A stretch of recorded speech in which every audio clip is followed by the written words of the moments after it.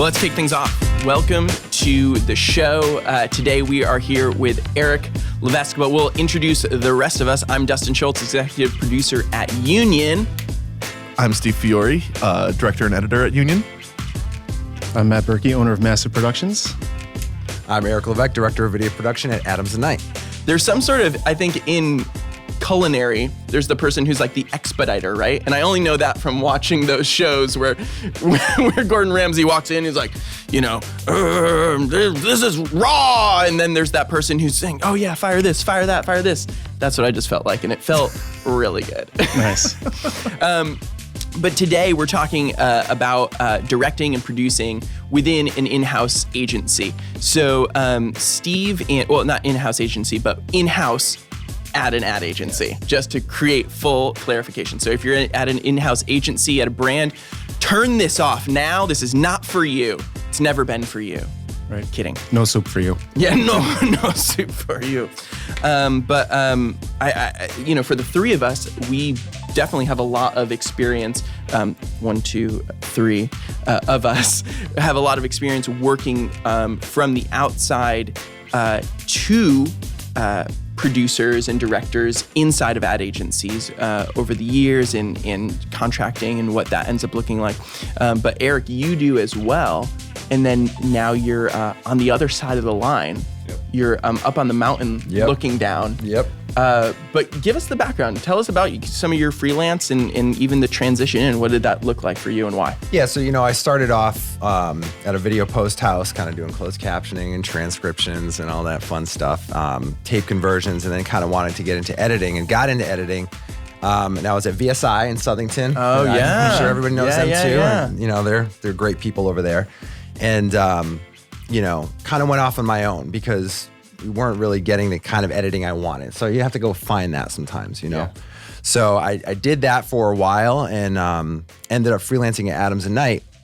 And they just treated me really well as a freelancer. I was saying they pay well, on time, which is very infrequent. Yeah. And they treat you really well. They don't treat you as you're just, they don't leave you hanging. They treat you as a part of the family, even as a freelancer. So they approached me in the summer of 2015, I want to say, 4 years ago. It's a good summer. And they said they want to kind of start up an internal production wing at the agency. And I said, yeah, I was like, why not? So I just kind of dove in and learned the agency life pretty quick. And it's fast paced, but it's fun and it's a little something different every day. And, I don't regret it at all. It's been a great way to kind of expand your horizons in a way. A lot of different work I wouldn't have got on my own. Yeah. But yeah, that's kind of how it started. So, and here we are 4 years later, busy every day, shooting, editing, we're doing it all in-house. We will go out, we will hire, as we need. A lot of times we'll shoot and direct ourselves. We've kind of built up an arsenal, the Red cinema camera and we have DSLRs, for a run and gun. But we kind of can do whatever and we just kind of piece together crews as needed and we're content making machines, So yeah, that's the name of the game lately. Yeah. It's content all the time, right? Doesn't even matter if it's good anymore. Just get it out, push it out. Yeah. Not that everything. No, ours is all good. We're all good. Have you noticed even within the world of freelancing for the same company and then being in, what are some of the differences maybe that you wouldn't expect? I would guess as a freelancer, you're thinking it's things like, oh, well, I manage my own time and some of those kind of expected things. What was something unexpected? Being in-house, yeah. Being in-house. I don't know. I don't know that anyone was unexpected. I think one of the best things about this company is they're really accommodating. If you need something, you get it. And a lot of times, when you're freelancing, like it's kind of on you to have your gear, to have all your plugins, your software, whatever you need. And just to have that, hey, we really could use this, light or this software. And it's, yeah, no problem. Just if it's going to help you make the job better, get it. And it's like just that was nice. That was something a little bit different, not having to have it all in yourself. And I guess that's what it is. It's all of a sudden you just went from being kind of like a one-man show to being a part of a team like instantly. And that was just like a pleasant surprise. I think you kind of expect that going in, but like when it happens, it just feels nice to be part of like a very big and diverse family. Yeah. How much How much is Mad Men like working in an advertising agency? I feel like people that don't work in an advertising agency, we look at an ad agency and we're like, yeah, it probably is like Mad Men. Yeah. Like, what time do you open the Scotch?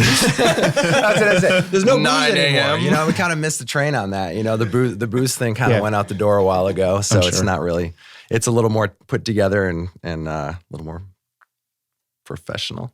As long as I've been there for, just a little amount of time, 4 years, but yeah, nothing too crazy. But, creatively though, it is like that. You've got a lot of different ideas from a lot of different people. And that is energizing when you have all of these different outlooks and mindsets, different ways to go about the same problem. Yeah. It's really kind of a really fun and exhilarating environment most of the time. Yes. But to your point, you guys do have, I think, a 50s diner in the middle of the office. Do. Yes. So yes. Don't you lie to us, Eric. We'll catch you. The aesthetics are wonderful. And we get, free lunch is a perk too. So we're all in that diner every day. And it's and that's a really nice thing too. Because, at lunch, you can be having a very stressful day. You can be up against deadlines. And I've seen people just like really frazzled and panicked in the morning just because they're up against it. And then you look at people in the lunchroom, everyone's happy and everyone's, having conversations. And you're sitting with people you might not necessarily work with all the time. I may sit with a traffic person or, somebody, someone from PR. And that's not my day to day.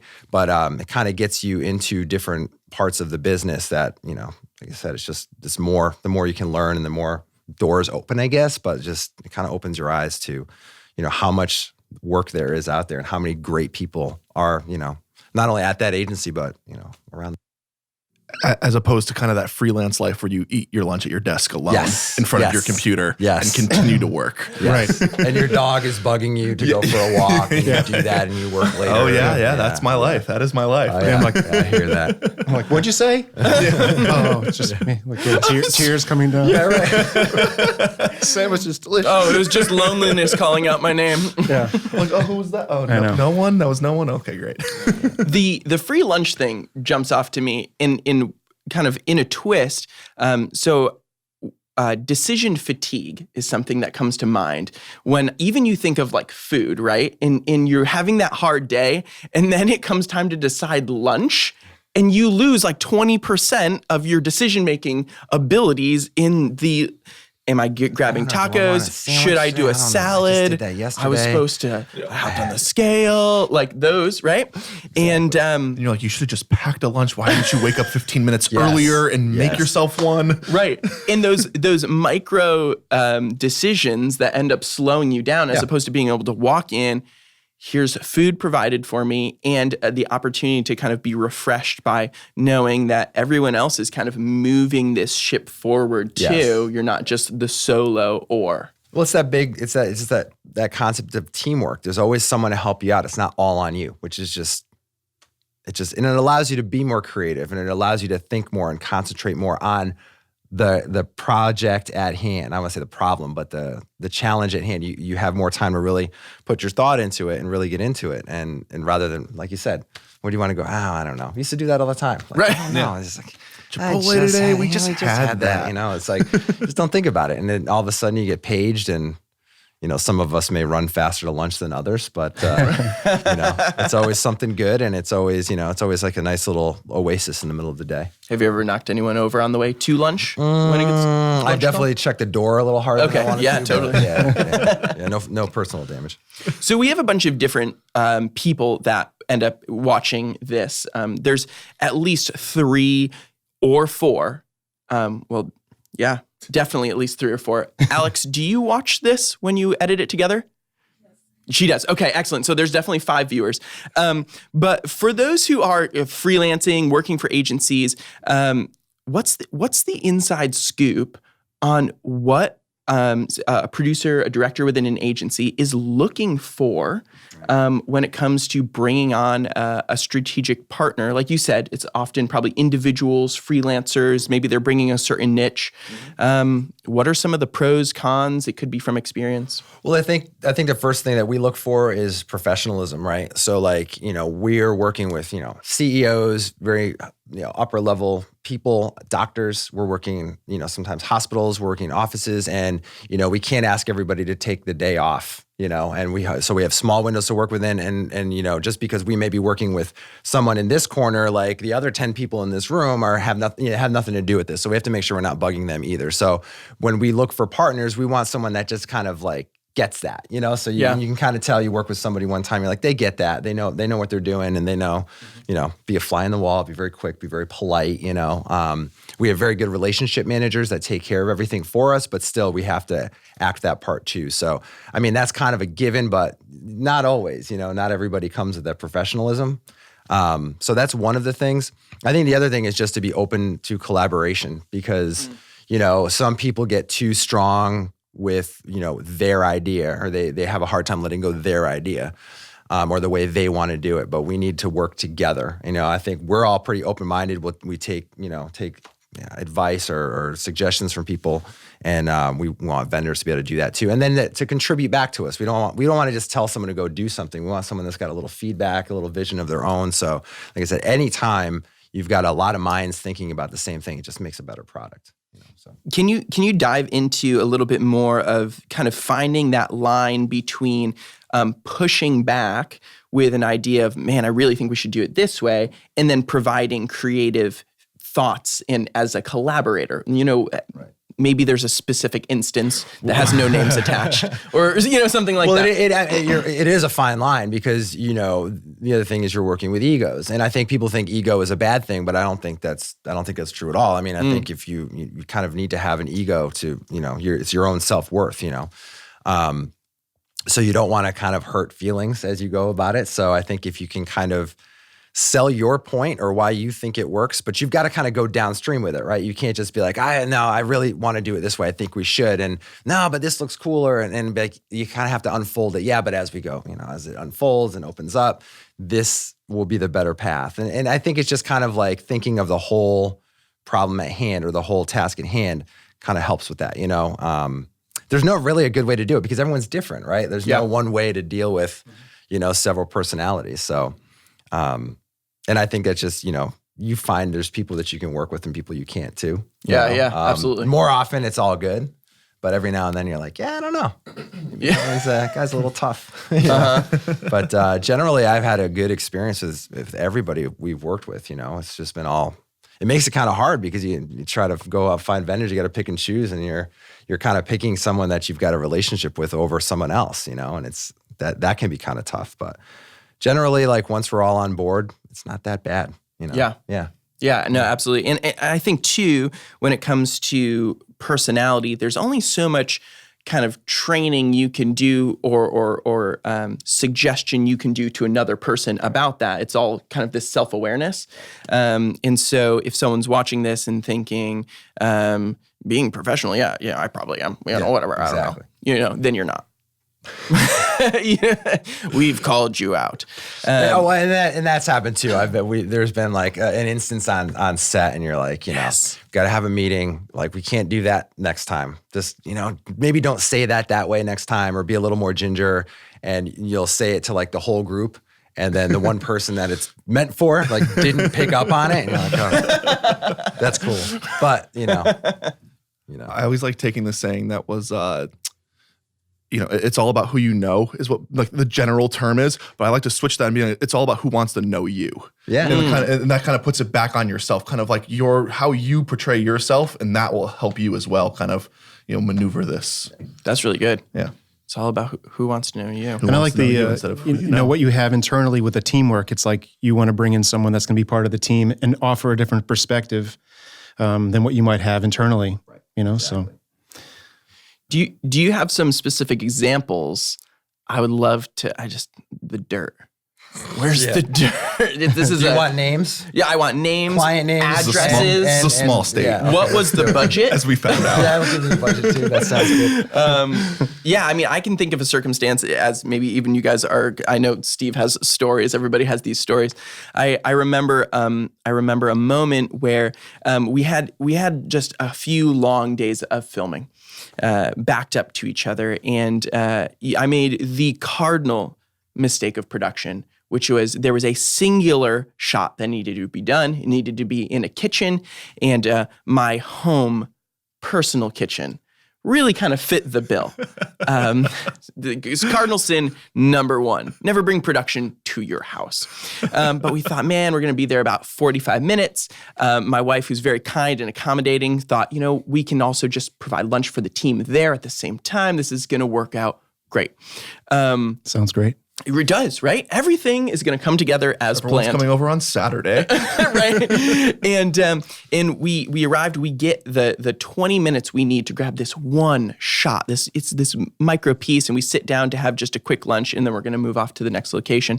And in the middle of the lunch, one of the production assistants stands up and announces to everyone, well, gotta go take a shih tzu.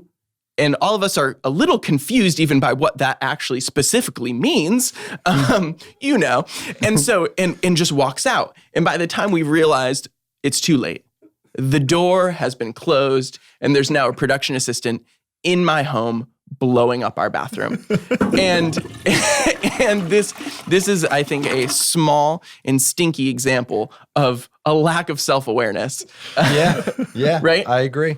Self-awareness is key. I mean, that's one of my things, not just with work, but with life in general. I think there's a real big lack of self-awareness all around right now. So I think that's one thing that you value is people that are kind of self-aware, because that kind of you wear that, It's just, you can't, like you said, you can't teach self-awareness. Like people have it or they don't. I think on the opposite side of that, we have the story where we were on set and we had someone put their coffee down on top of, and I'm going to forget the name for it, but it's a cigar box, like a really fancy cigar box. And I just saw like a production. Oh, you don't have one? Yeah, no, I don't have one of those. And we just had a production assistant walk up and just take it off and be like, yep, that wasn't there. No one ever saw that. And like very discreetly, it's like, you got it. You picked up on that wasn't the right place for that in this guy's fancy office, and jumped in there, didn't make any motion about it, just took it off and put it somewhere else.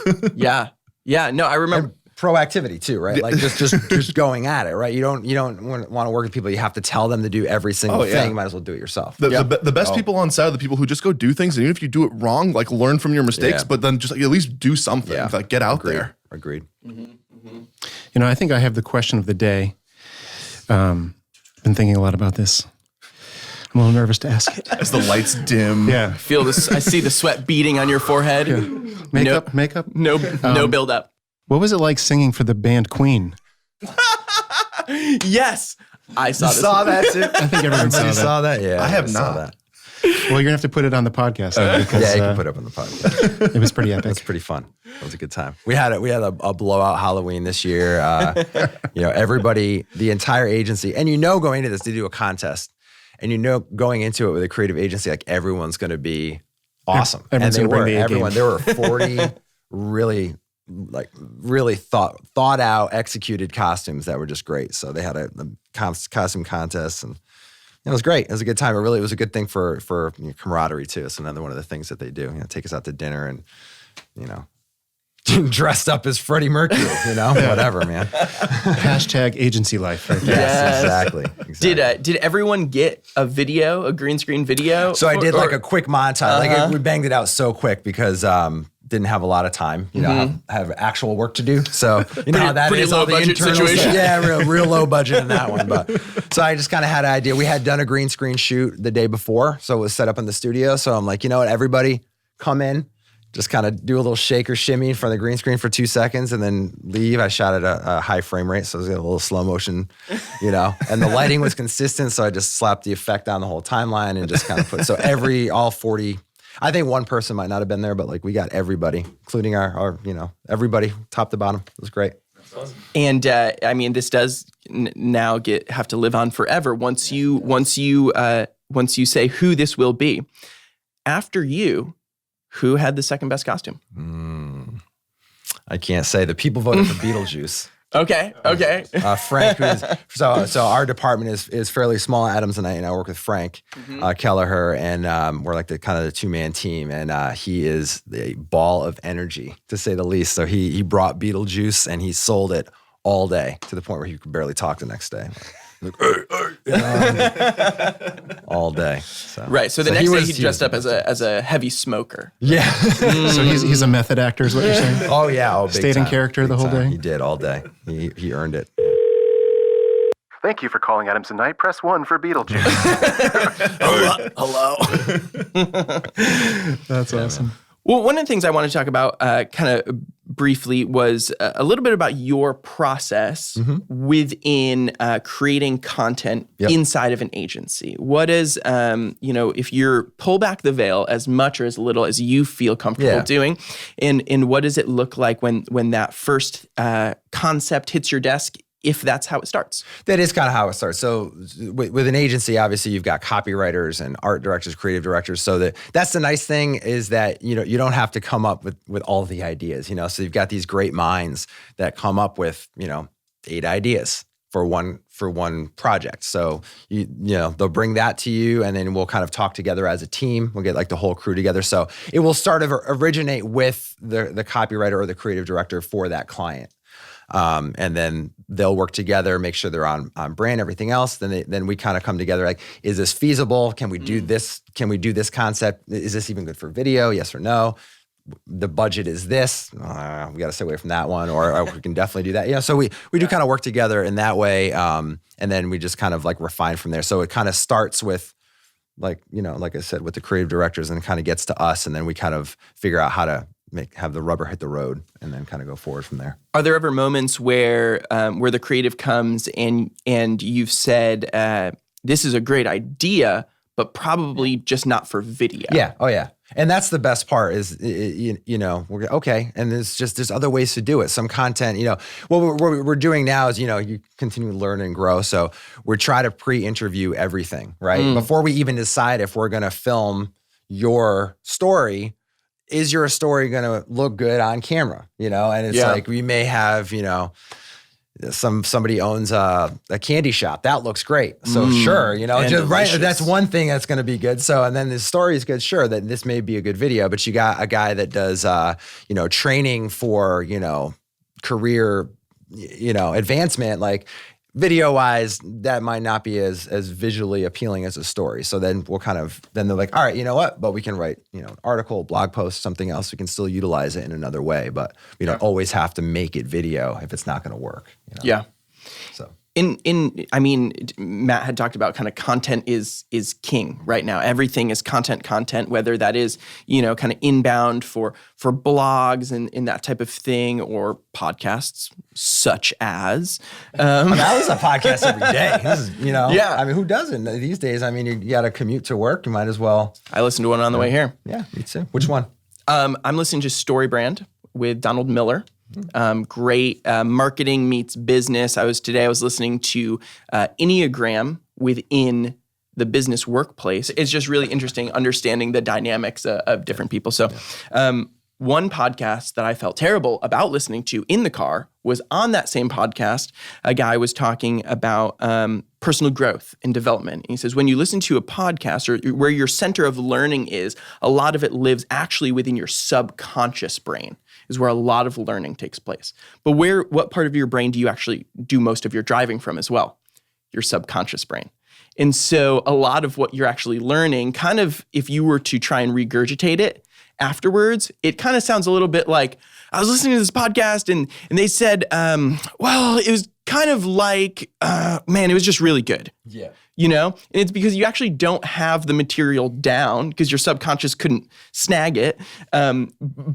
And you're also dodging awful drivers all the way into, it's right. like, oh, we live in Connecticut, by the way. The worst.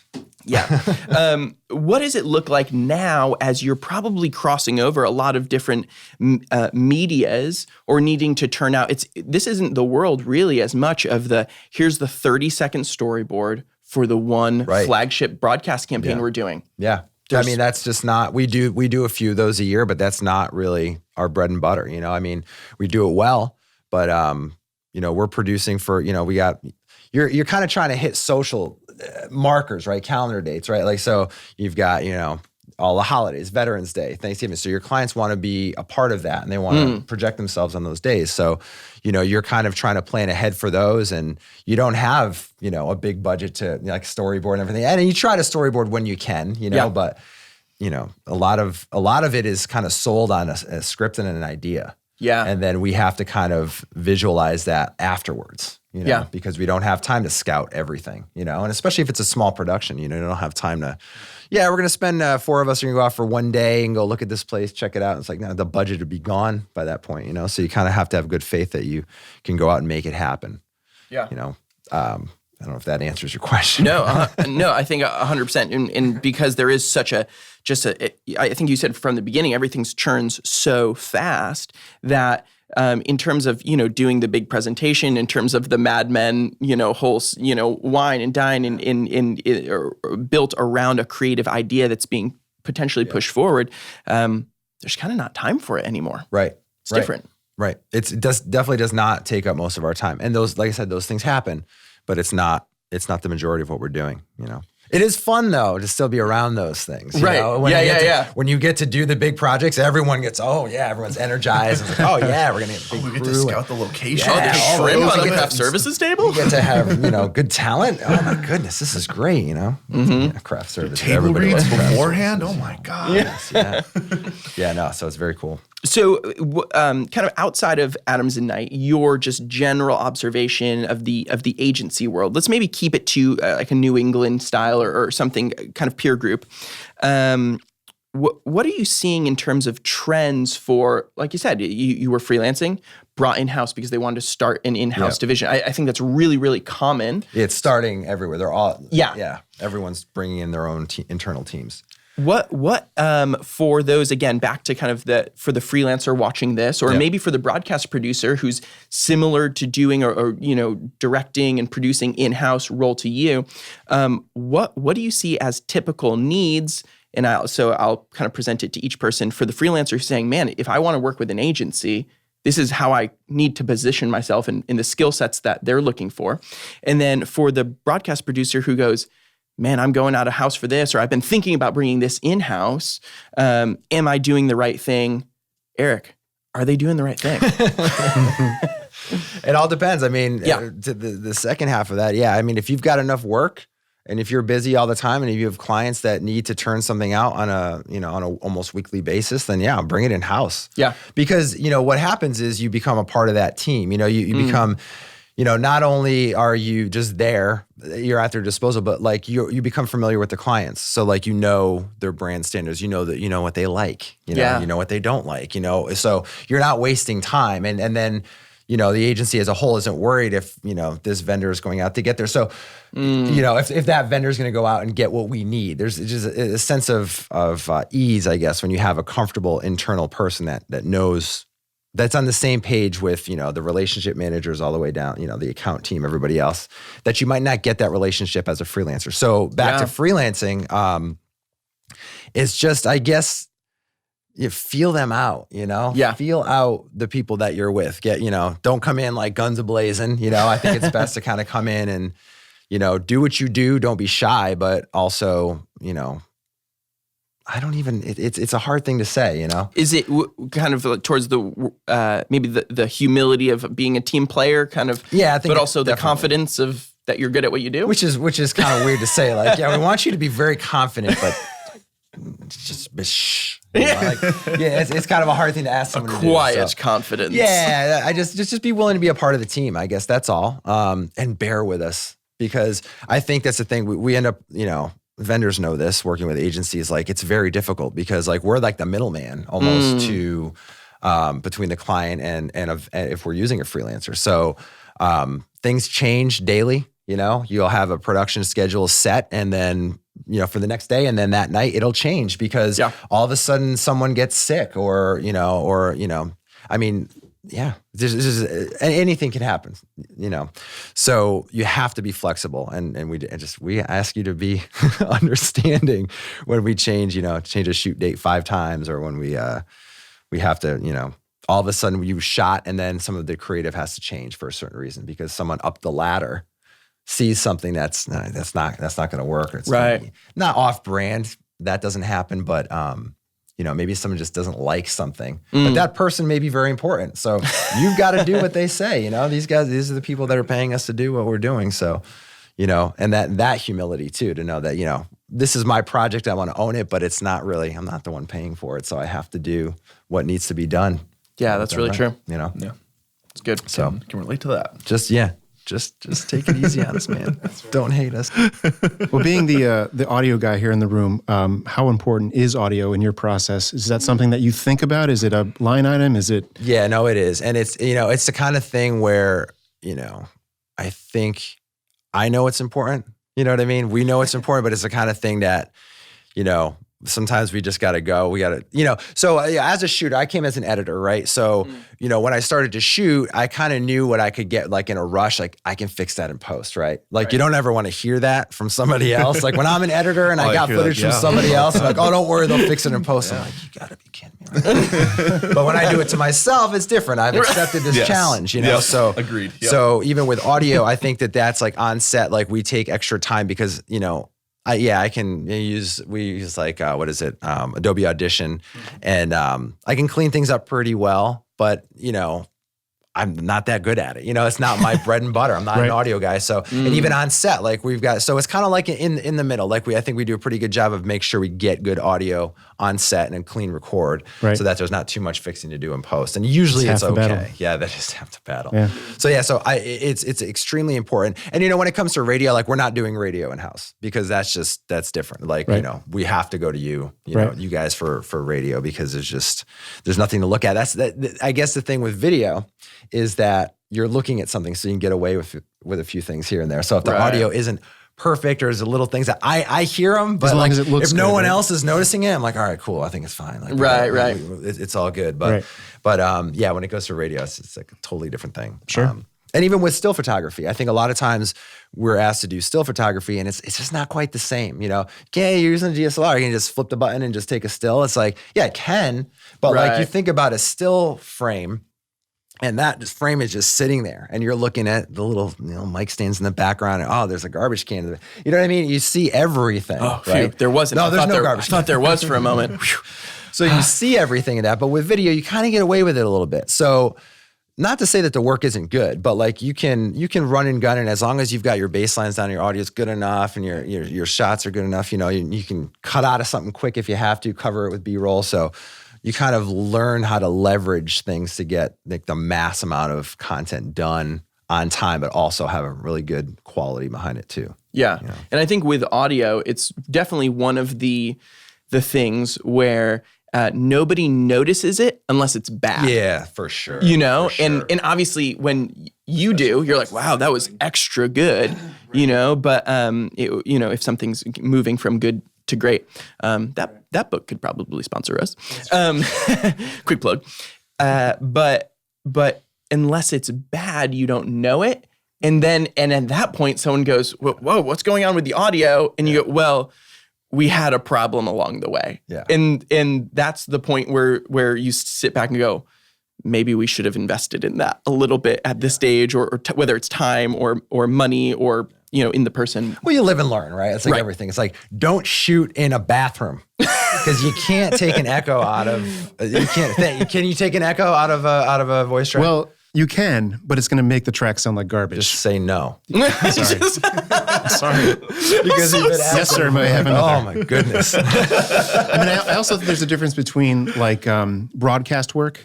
Where you're doing something super glossy, and then something that's going to be on social, where when you're listening on an iPhone or an Android device, that audio doesn't really matter, because it's coming out of this tiny speaker. You could record it on an iPhone with the internal microphone, and it's going to sound okay. Exactly. And same thing with video too. I mean, you get in there, and so people are watching 80 some odd percent of people watch social videos on their phone, so they're never seeing it full screen. So you can get away with a lot of things.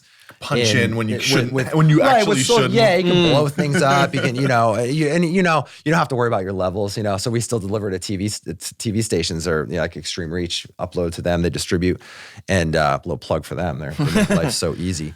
But thanks, yeah, they Extreme have a very very strict code for like video levels, and that's the kind of thing where I need a little extra time on this because we have to make sure everything is like dialed up the right way. Audio comes into play a lot more there too.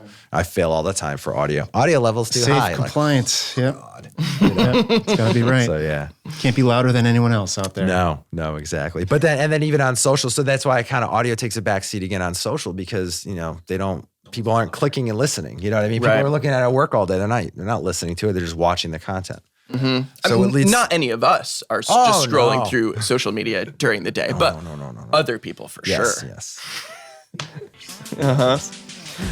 Well, Eric, this has been awesome. Yeah, this is great. Super, I think, enlightening. And I guess you can throw comments at the bottom of this video if you have any questions. Eric's going to be on there just about 23 hours a day, just watching questions that he can field and provide about 2-paragraph answers for. We're actually going to lock him in that room over there. He's just going to wait. It's actually a nice room, though, so I don't mind. Yeah. You could lock me. Actually, kind of nice and quiet. No noise, right? Just reading comments. You've been waiting for a padded room for a while. Kind of. Yeah. Actually, he'll be in the bathroom recording his audio responses to these. But thanks so much for watching the show. If you didn't see the last episode on creating voiceovers, check that out with Marty, our resident, Marty, right? Marty Moran. Marty Moran, our resident voiceover man here. And obviously future episodes to come. So stay tuned and stick with us.